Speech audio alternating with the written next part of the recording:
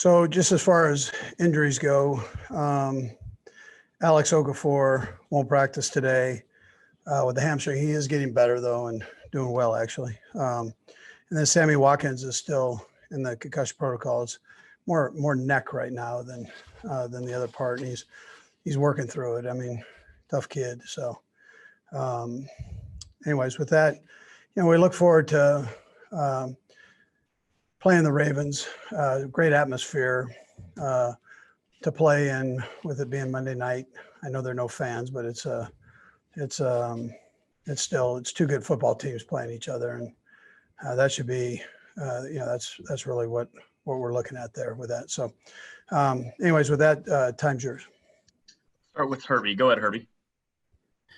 Hey, Coach. Good morning. You mentioned Okafor and Sammy Watkins. So how much do you anticipate Charvarius Ward returning to practice this week? Yeah, he's gonna get out there and move around, and we'll see how he does. But he'll be out there moving around a little bit. So let's go next to Sarin. Go ahead, Sarin. Coach, you mentioned no fans. I know that's one of the things Tyreek Hill said after the Charger game, that it was kind of slow to get things going. How is that? Your team's one that likes to have fun and motivate and seems to play to the crowd. How have you noticed? You had a few fans in Kansas City, but none in the Chargers. How much does that maybe sap some energy from you guys? Yeah, it's weird. It's weird. I mean, I've been doing this for a couple of years now, and I mean, you get out there and you can hear, it seems like every penny drop there. So that it's every little sound is magnified. So, but when you really get into it, you're like focused in. It's you put yourself in a bit of a tunnel, and you're looking at the clocks, whether it's a play clock or whatever, and then the field. And so once it gets going, it's okay. It's just that initial coming out in a brand new stadium, nobody in it, that's a little different. Let's go next to Nate Taylor. Go ahead, Nate. Hey, Andy, I have two quick questions for you. What's it been like for you to see other coaches get fined in the league for not wearing a mask? Obviously, you've gone with the face shield. Just why do you think coaches haven't gone in your direction in terms of face shield, even though you have not been fined by the league? And obviously, from week 1 to week 2, yeah, it went better for you. Yeah, it was probably that week 1 they took care of the face shield for, but listen, I don't know that. It's hard to talk with the mask because of the microphone that you're talking into. It just doesn't, and it's hard enough to hear in those anyways. And now we've got those things turned up, and you just can't. It's tough. So I mean, I understand why they come down.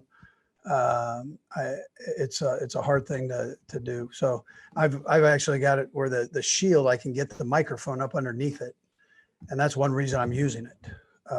It's easier to get my voice across to EB and the other coaches. Nate, did you have a second one there? There you go. I just unmuted you. Sorry.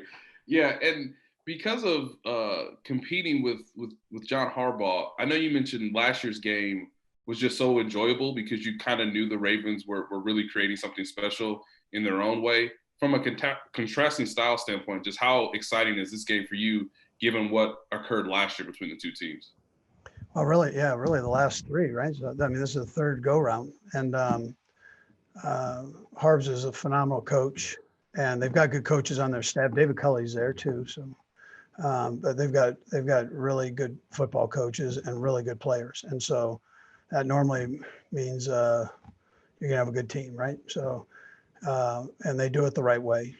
I mean, we look forward to the challenge is what we do. I mean, all of us in this business, that's why we're in it. And we know we respect them. We know they're a good football team. Go next to Mackenzie Nelson. Go ahead, Mackenzie. Hey, Coach, I was just wondering how these contact tracers have been working for you guys. We saw no players tested positive again this week, and it looks like the SEC is going to follow you guys and start using the same devices as they open up their season. Yeah, Mackenzie, I tell you, I'd probably add on to Nate's thing too, just with, we're tested every day. We have the contract tracers, and sometimes you pull the thing down, you're thinking, hey, everybody here is doing the same thing, because it's been so successful, and it's a tribute to the NFL and the job they've done with this, and then the players. Listen, I mean, these guys, coaches, we're all in lockdown here. We're not going anywhere. We're stuck in the building, but the players are out and about. But they've really kind of curbed that and made sure that they're responsible for who they're around, and that's got to continue as we go forward. I mean, that's an important part of this. But anyways, yeah, that's how I feel. Yeah. Let's go next to Blair Kirchhoff. Go ahead, Blair. Hey, Andy, you may not have heard this. It's only happened in the last hour, and you got a lot of other things going on. But Alex Gordon announced his retirement today from the Royals. I'm just wondering if you were something of an Alex Gordon fan. Yeah, big time. Big time fan of his. I used to joke Alex Smith that they look like brothers. They and both of them played about as reckless as each other too. They were both great athletes. But I'm happy for Alex. He gets another chapter in his life here started, and I know he'll enjoy that. He's a family guy, and he'll enjoy being around those people. And I'm saying family and whatever else ventures into his life after this. But what a great career! He did it the right way. Kansas City was lucky to have him, and he was lucky to have Kansas City. Yeah. Next to Adam Teicher. Go ahead, Adam. Hey, Andy. Pat's running was obviously a big part of the win against the Chargers, but I know that probably causes you some anxious moments. What advice do you have for him in that regard when he decides to take off? Yeah, that's always been a part of this offense. I mean, you go back and look at the quarterbacks that have been successful in this offense, and they've all been mobile guys. I mean, Joe Montana could run, and that's kind of where it started there and has worked its way through. You start looking at the guys, and Steve Young could run, and Donovan and Michael. And you start naming the guys that I've had or been around, that you just see that they all are mobile guys and can get out and go, and when needed. You don't want to necessarily make a living on it. I mean, that's not the one unique thing I think you can point out on it, Adam, is that all the guys keep their eyes downfield, and they're all the great ones. And so they're still putting pressure back on the defense with the opportunity to potentially throw the football. So that I think that would probably be universal with all of them. Brett Favre, I forgot him too. I mean, he's another guy. And not all these guys are real fast guys, Adam, which is also kind of unique, but they have an ability to know when to go and when to get down and so on. Let's go next to Sam McDowell. Go ahead, Sam. Hey, Andy, a lot of talk this week about Patrick's touchdown pass to Tyreek Hill, but when you went back and looked at the film with the 2-point conversion, what was your takeaway from that play? It was one of those, the throw was unbelievable, right? Tyreek, and then coming back with, we had a couple different options on that. McCole being maybe third or fourth in the options.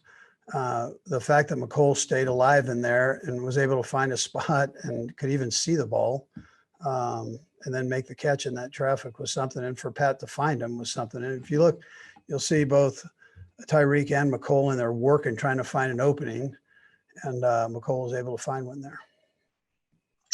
We've got time for a couple more. Let's go Pete and then Matt. Go ahead, Pete. Coach, as a fellow offensive mind, I was wondering how impressive it has been for John and Greg Roman, and you mentioned David Culley, to be able to build around Lamar Jackson's unique talents and just make it work at this level. Yeah, I think it's great. He's a great kid. We were lucky enough to have him up here during the 101s this past year.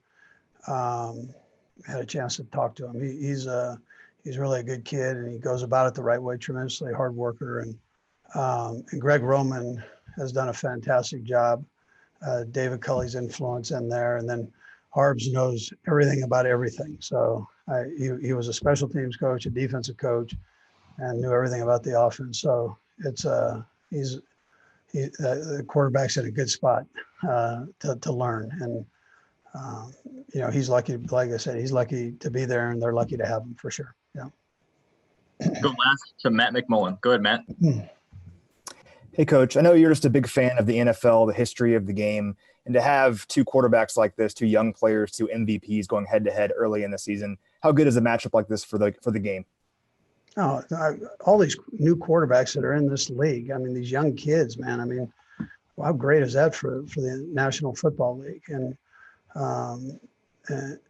I just these two are two of the best. And here you have an opportunity to watch them compete against each other. They're good friends on top of all that, and they're going to get in there and play, and their teammates are going to back them on everything. So that's it's really fun to watch them grow. Thank you, Coach. We appreciate the time today. Okay, good. Thanks.